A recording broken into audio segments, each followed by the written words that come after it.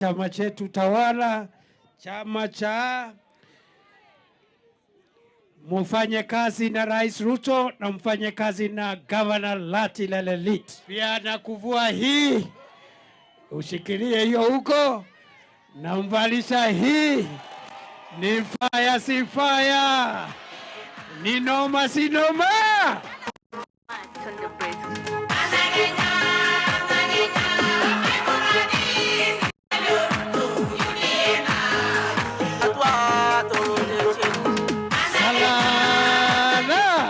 Leshomo aingia siingie.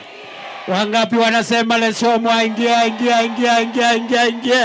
Hawa ukiona Mama Leshomo, ukiona Lentoimanga, ukiona Lenolkula, wamekuja na maelfu ya wafuasi wao ambao sasa wanaingia kwa UDA. Nachukua nafasi hii kuwashukuru viongozi wetu wote, kutoka Governor Moses, Governor wa zamani, kuingia Mama Leshomo, kuingia Alois Lentoimanga, kuingia viongozi wote ambao wamehama chama, ambao wamehama na wamewaingia katika chama chetu, chama tawala cha UDA.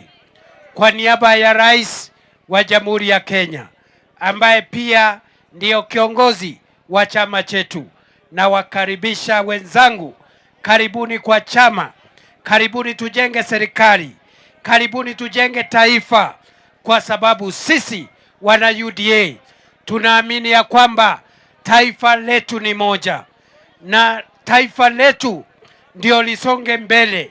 Lazima tukae kwa umoja, na lazima tuhakikishe kila sehemu ya Kenya imepata maendeleo sawasawa, bila ubaguzi, bila kuleta ukabila, bila kuleta udini, bila kuleta ukoo, kwa sababu sisi zote, jamii zote, dini zote, sisi ni wana Kenya.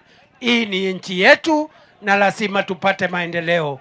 Tumekuja kuingia chama ya serikali kwa sababu ya yale mambo mazuri ambayo serikali imefanya. Hatukuwa na barabara, hatukuwa na maji, hatukuwa na hiyo affordable housing, hakuna hospitali, hata security ilikuwa imezidi kuwa mbaya.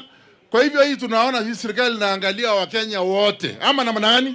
Wanaangalia Wakenya wote. Wale watu walikuwa wamesauliwa, wanaangaliwa sana. Mengi tumeona. Aswa, tuna watu wetu 11 wachatuandikia makasi kubwa. Hiyo tunamshukuru kwa hiyo kabisa.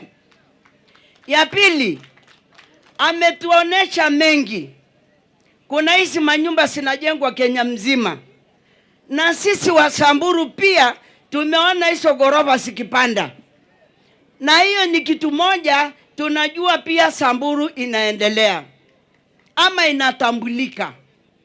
Kitu kingine, lami tunasikia inaenda mpaka Baragoi, itafika Morijo iendelee. Mimi najua kitu ya serikali ikianza